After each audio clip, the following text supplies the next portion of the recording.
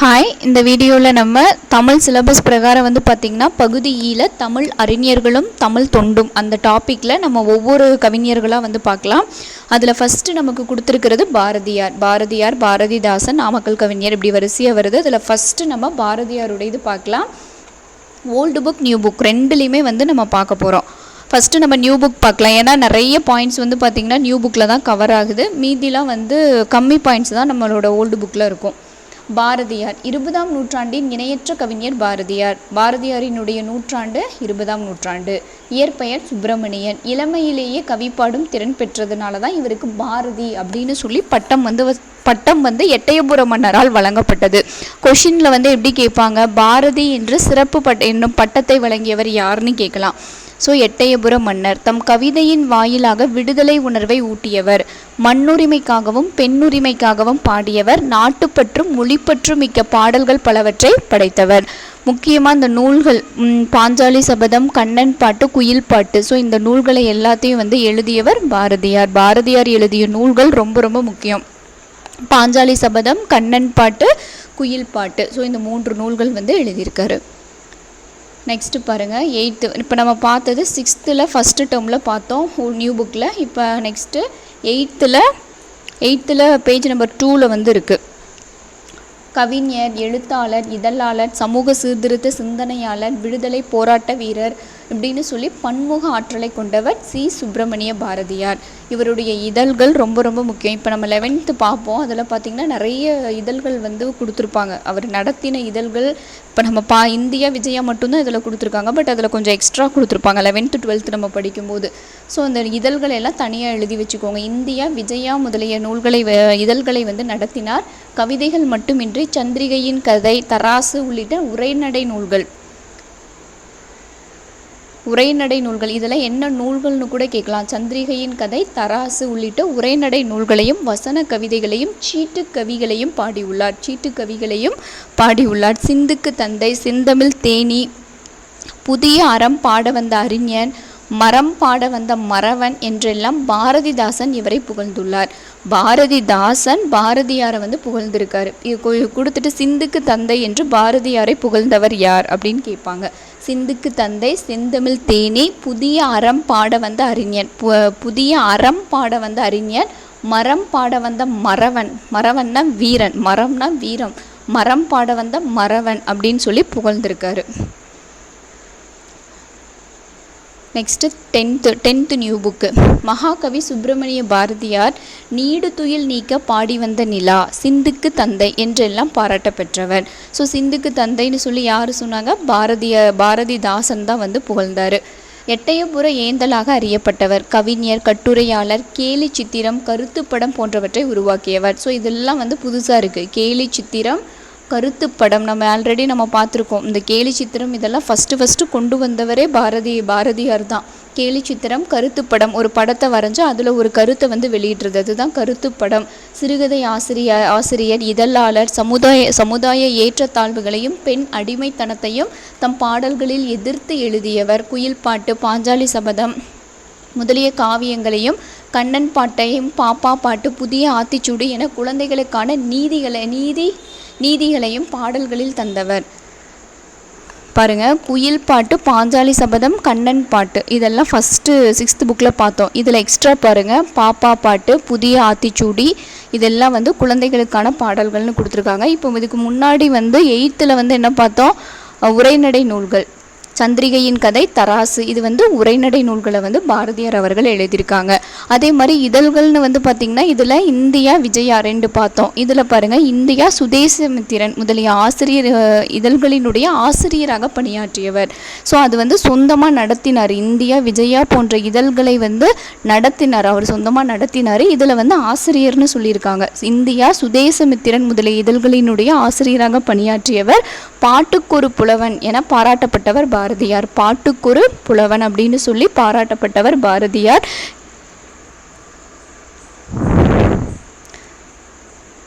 Next 11th ஒரு லெசனே இருக்குது, இதழாளர் Bharathi. So நமக்கு ஒரு கடிதம் மாதிரி தான் இருக்கும். பாரதி கவிஞர் மட்டுமல்ல, சிறந்த பேச்சாளர், பாடகர், கட்டுரையாளர், கதை ஆசிரியர், மொழிபெயர்ப்பாளர், அரசியல் அறிஞர், ஆன்மீகவாதி. இதெல்லாம் வந்து அவருடைய பன்முகத்தன்மை. எட்டயபுரம் சமஸ்தானத்தின் பணி கட்டுப்பாட்டில் இருந்து வெளியேறிய பாரதி ஃபஸ்ட்டு வந்து எங்கே வேலை செஞ்சுருக்காரு அப்படின்னா எட்டயபுரம் சமஸ்தானத்தில் தான் வேலை செஞ்சார்.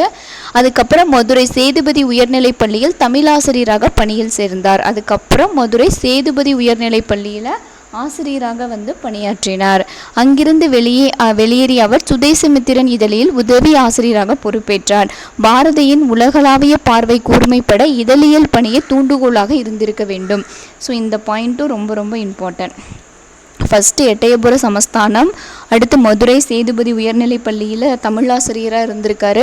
அதுக்கப்புறம் சுதேசமித்திரன் இதழினுடைய உதவி ஆசிரியராக பணியாற்றி உள்ளார்.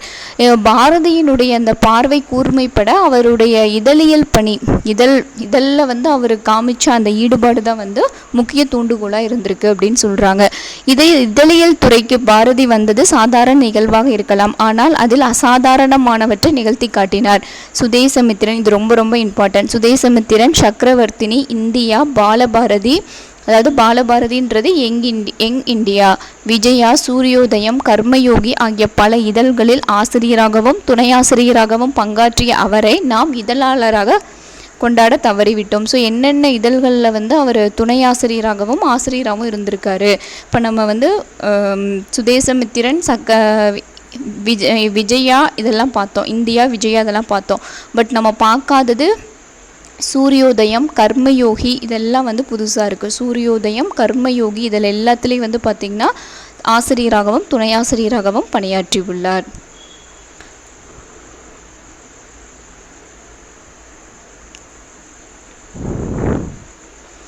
சர்வஜன மித்திரன், ஞானபானு, காமன்வீல், கலைமகள், தேசபக்தன், கதா ரத்னாகரம் போன்ற இதழ்களிலும் பாரதி தம் படைப்புகளை வெளியிட்டுள்ளார். ஸோ இந்த இதழ்களில் கூட வந்து தன்னுடைய படைப்புகள் எல்லாத்தையும் வந்து வெளியிட்டிருக்காரு.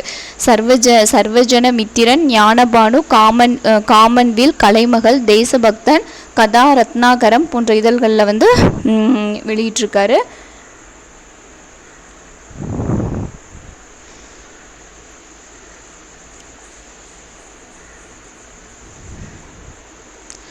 ஸோ அந்த டைமில் வந்து பார்த்திங்கன்னா இந்த போராட்டம்லாம் நடந்துகிட்டு இருந்ததுனால விடுதலைக்காக அப்போ வந்து நிறைய வந்து எழுதுறதுக்கெல்லாம் வந்து தடை செஞ்சு அவங்கள சிறையில் அடைப்பாங்க. ஸோ அதனால் இவர் என்ன பண்ணார், வெவ்வேறு புனைப்பெயர்கள்லாம் வந்து வச்சு எழுதியிருக்காரு. இலசை சுப்பிரமணியன், சாவித்ரி, பாரதி, வேதாந்தி, நித்திய தீரர், உத்தம தேச அபிமானி, ஷெல்லிதாசன், காளிதாசன், சக்திதாசன், ரிஷிகுமாரன், காசி, சரஸ்வதி, பிஞ்சு காளிதாசன், கிருஷ்ணன் என பல பெயர்களில் பல புனைப்பெயர்களில் வந்து எழுதியிருக்காரு. ஸோ இந்த பேரெலாம் வச்சு அவர் வந்து நிறைய படைப்புகளை வந்து வெளியிட்டிருக்காரு. பாரதி அன்றே தாம் பணியாற்றிய இதழ்களில் கருத்து படங்களையும் கேலி சித்திரங்களையும் வெளியிட்டுள்ளார். ஸோ கருத்து படம், கேலி சித்திரம் இது ரெண்டும் கொடுத்தாங்கனாவே பாரதியார் தான். தமிழ் இதழியல் துறையில் முதலாக கருத்து படங்களை அறிமுகப்படுத்தியவர் பாரதி தானே. இதழியல் துறையில் ஃபஸ்ட்டு கருத்து படத்தை வெளியிட்டவர் பாரதியார் தான். லண்டன் பஞ்ச், ஹிந்தி பஞ்ச் முதலிய கருத்து படங்களை கொண்ட இதழ்களை பார்த்த பாரதி தமிழில் சித்திராவளி என்ற பெயரில் கருத்து படங்களை மட்டுமே கொண்ட இதழ் ஒன்றையும் நடத்த விரும்பினார். அதை வந்து அவரால் செயல்படுத்த முடியல. சித்ராவளி அப்படின்னு சொல்லிட்டு கருத்து படம் மட்டுமே வச்சுக்கிட்டு ஒரு இதழை நடத்தணும்னு அவர் விரும்பியிருக்காரு. பட் அது செயல்படுத்த முடியாததுனால அவருடைய சொந்த இதழ்களான இந்தியா, விஜயா இந்த ரெண்டு இதழ்கள்லையும் வந்து பார்த்திங்கன்னா கருத்து படங்களை வெளியிட்டார்.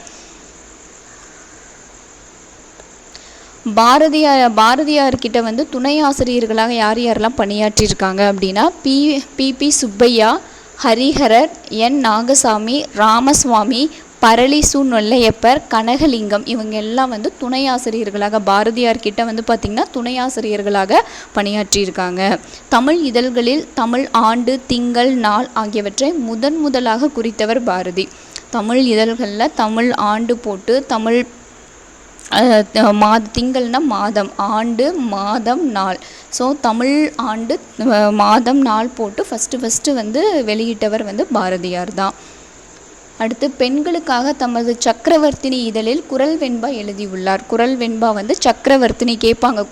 பெண்களுக்கான குரல் வெண்பாவை பாரதியார் எந்த இதழில் எழுதினார்னு கேட்கலாம். சக்கரவர்த்தினி அப்படின்ற இதழில் வந்து எழுதியிருக்காரு. பெண்மை அறிவு உயர பீடோங்கும் பெண்மைதான் ஒன்மையுற ஓங்கும் உலகு அப்படின்னு சொல்லி குரல் வெண்பாவை வந்து வெளியிட்டிருக்காரு.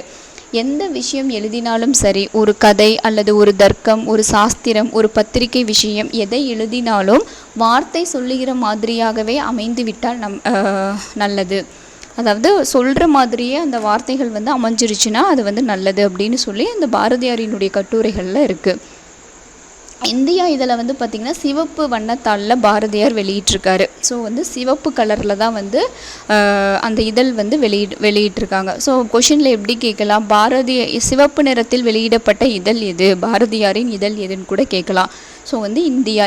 ஏன் அப்படின்னா சிவப்பு வண்ணம் புரட்சியையும் விடுதலையையும் குறிப்பது என்பதால் அடிமை தலையில் இருந்து இந்தியாவை விடுவிக்க வேண்டும் என்ற எண்ணம் பாரதியின் இந்தியா இதழின் வண்ணத்திலும் வெளிப்பட்டது. அதாவது சிவப்பு நிறம் வந்து புரட்சி விடுதலை அதை வந்து குறிக்கிறதுனால அவர் வந்து அதை வந்து பயன்படுத்தியிருக்காரு.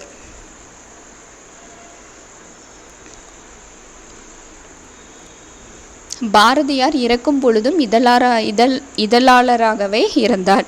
இறந்து போவதற்கு முதல் நாள் இரவு தூங்க செல்லும் முன்பு நாளைக்கு அமானுல்லா கானை பற்றி ஒரு வியாசம் எழுதி ஆஃபீஸுக்கு எடுத்துக்கொண்டு போக வேண்டும் என்று இறுதியாக பாரதியார் கூறியுள்ளார். ஸோ அவருடைய நண்பர்கள் வந்து சொல்லியிருக்காங்க. இந்த புனைப்பெயர்கள்லாம் வந்து பார்த்திங்கன்னா தன்னுடைய அதாவது மற்றவங்களோட பெயர்கள் எதையுமே வந்து புனைப்பெயர்கள் இப்போ பார்த்தோம் பார்த்திங்களா, அவருடைய பேர் இல்லாமல் வேறு ஏதோ ஒரு பேர்லாம் வச்சு சிறையில் போட்டுருவாங்கங்கிறதுக்காக இது பண்ணார்.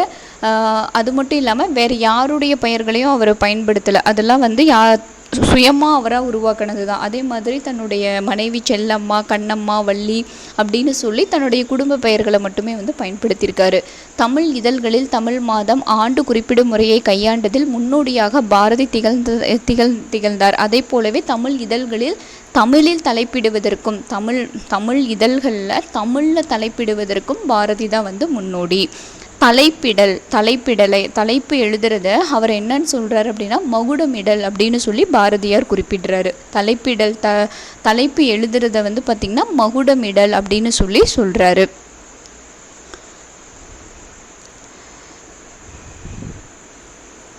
ஸோ இது இந்த பாயிண்ட்டு முக்கியம். இந்தியா, சக்கரவர்த்தினி போன்ற இதழ்களில் 1905 7வது மாத காலப்பகுதியில் ஆங்கில தலைப்பையும் கலந்து பயன்படுத்திய பாரதி பிறகு ஆங்கில தலைப்பு வைப்பதை கைவிட்டதோடு சுதேசமித்திரனில் அதை சாடியும் எழுதினார். மேலும் ஆங்கிலேயர்களின் கெடுபிடியால் பாரதி பாண்டிச்சேரி சென்றபோது இந்தியா இதழும் உடன் சென்றது. அதாவது அவங்கள ஆங்கிலேயர்கள் ரொம்ப கெடுபிடியாக நடந்துக்கிட்டதுனால இந்தியா இதழோடு சேர்ந்து அவர் வந்து பாண்டிச்சேரியில் போய் தஞ்சமடைகிறாரு. ஸோ இதில் வந்து அவருடைய துணை ஆசிரியர்களாக யாரெல்லாம் பணியாற்றினாங்க அந்த கொஷின் முக்கியம். அப்புறம் வந்து இந்த கருத்துப்படம், கேலி சித்திரம் அது முக்கியம். அப்புறம் வந்து இந்தியான்ற இதழில் வந்து சிவப்பு நிறத்தை பயன்படுத்தியதற்கான காரணம், இதெல்லாம் ரொம்ப இம்பார்ட்டன்ட். எடுத்து பாருங்கள். இந்த ஒரு சின்ன ஒரு பாட்டு. எட்டயபுரம் இது 12th நியூ புக்கு 12th ஸ்டாண்டர்டில் இருக்கக்கூடியது. எட்டயபுரம் மன்னர்களின் பரம்பரை வரலாறு பற்றி கவி கேசரி சுவாமி தீட்சிகர் என்பவர் வம்சமணி தீபிகை எனும் நூலை 1879 வெளியிட்டார். வம்சமணி தீபிகை அப்படின்ற நூலை வந்து எட்டயபுரம் மன்னர்களினுடைய பரம்பரை வரலாறு. ஸோ இங்கே தானே வந்து இந்த சமஸ்தானத்தில் தான் பாரதியாரும் வந்து வேலை செஞ்சார். அதை வந்து கவி கேசரி சுவாமி வந்து எழுதுகிறாரு. என்னன்னு சொல்லிட்டு வம்சமணி தீபிகை அப்படின்ற நூலை எழுதுகிறாரு. அப்பதிப்பை திருத்தி வெளியிட ஆசை கொண்ட பாரதி ஆட்சி செய்த வெங்கடேஸ்வர எட்டப்பருக்கு கடிதம் வந்து எழுதுகிறாரு. ஸோ வந்து 1919 ஒரு கடிதம் எழுதுகிறாரு. ஸோ அதில் பிழை இருக்குன்னு சொல்லிட்டு பலவிதமான குற்றங்களை உடைய அந்நூலை நல்ல இனிய தமிழில் அமைத்து தருவேன் என்று குறிப்பிட்டார். ஆனால் அவர் ஆசை நிறைவேறவில்லை. வம்சமணி தீபிகை நூலின் மூல வடிவம் மறுபதிப்பாக இலசைமணி என்பவரால் 2008 அப்படியே வெளியிடப்பட்டது. ஸோ வந்து இந்த வம்சமணி தீபிகை அப்படின்ற இந்த நூல் மூல வடிவம் அது என்ன எழுதுனாங்களோ அது அப்படியே இலசைமணி அப்படிங்கிறவரால் எப்போ பார்த்திங்கன்னா இப்போது 2008 அப்படியே வெளியிடப்பட்டது. ஸோ அவர் பாரதியார் எழுதிய அந்த கடிதம் தான் வந்து இதில் கொடுத்துருக்காங்க. பரளிசு நெல்லையப்பன் விடுதலை போராட்ட வீரர், கவிஞர், எழுத்தாளர், மொழிபெயர்ப்பாளர், இதழாளர், பதிப்பாளர் அப்படின்னு சொல்லி பலமுகம் கொண்டவர். பாரதியினுடைய கண்ணன் பாட்டு, கண்ணன் பாட்டு, நாட்டுப்பாட்டு, பாப்பா பாட்டு, முரசு பாட்டு ஆகியவற்றை பதிப்பித்தவர். ஸோ வந்து பாரதியினுடைய அந்த பாடல்களை எல்லாத்தையும் வந்து பதிப்பித்தவர் நெல்லையப்பர் அவர்கள். கண்ணன் பாட்டு, நாட்டுப்பாட்டு, பாப்பா பாட்டு, முரசு பாட்டு. பாரதி நடத்திய சூரியோதயம், கர்மயோகி ஆகிய இதழ்களில் துணையாசிரியராகவும், ஸோ இவர் வந்து துணையாசிரியராகவும் இருந்திருக்காரு நெல்லையப்பர் அவர்கள். லோகோபகாரி, தேசபக்தன் ஆகிய இதழ்களில் துணையாசிரியராகவும் பிறகு ஆசிரியராகவும் பணியாற்றியவர். ஸோ இது வந்து அவர் வேறு இதழ்கள். ஸோ அதுலேயும் வந்து இவர் துணையாசிரியராக பணியாற்றியிருக்காரு நெல்லையப்பர் அவர்கள். பாரதியார்னு பார்த்துக்கிட்டிங்கன்னா சூரியோதயம், கர்மயோகி இந்த 2 இதழ்களிலேயும் வந்து ஆசிரியராக பணியாற்றியிருக்காரு. இவர் நெல்லை தென்றல், பாரதி வாழ்த்து, உய்யும் வழி ஆகிய கவிதை நூல்களையும் வ.உ. சிதம்பரனாரின் வாழ்க்கை வரலாற்றையும் எழுதியுள்ளார். நெல்லை தென்றல், பாரதி வாழ்த்து, உய்யும் வழி ஆகிய கவிதை நூல்களை எழுதியவர் நெல்லையப்பர் அவர்கள். இதெல்லாம் வந்து இவருடைய எழுதிய நூல்கள். சிதம்பரனாரினுடைய வாழ்க்கை வரலாறையும் வ.உ. சிதம்பரத்தினுடைய வாழ்க்கை வரலாற்றையும் எழுதியுள்ளார்.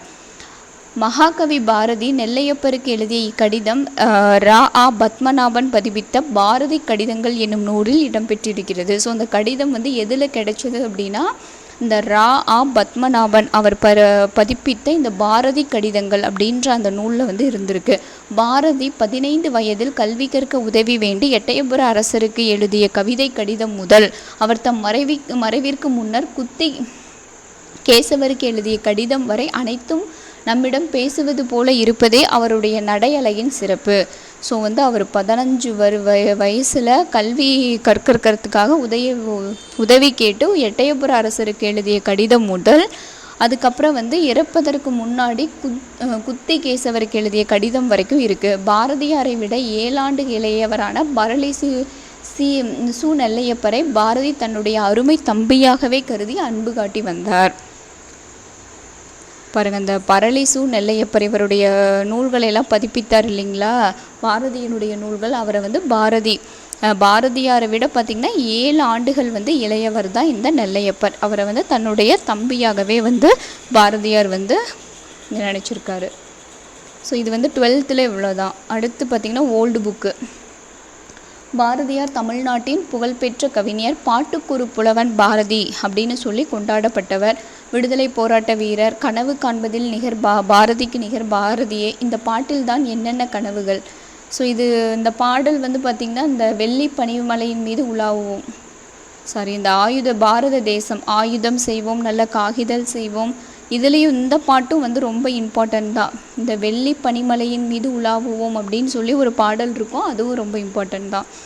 இதை ஒரு லைன் கொடுத்து கூட யாருன்னு சொல்லி கேட்கலாம். அவர் வாழ்ந்த காலம் 11/12/1882 1921.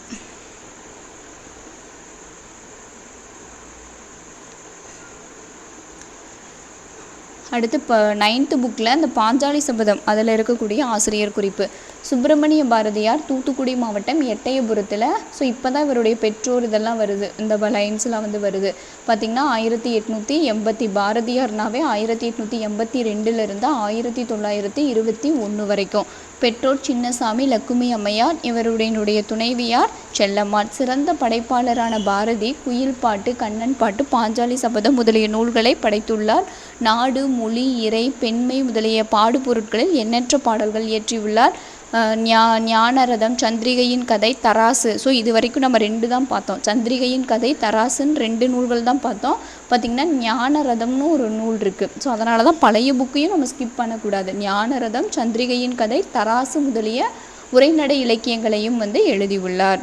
மறைவு 1921. ஸோ நாள் வந்து ஒன்றே தான், 11. பிறப்பு வந்து பார்த்திங்கன்னா 12, இறப்பு 9வது மாதம். ஸோ இதோட வந்து பாரதியாரது ஓவர். ஸோ நெக்ஸ்ட் வீடியோவில் நம்ம பாரதிதாசன் பார்க்கலாம். தேங்க்யூ.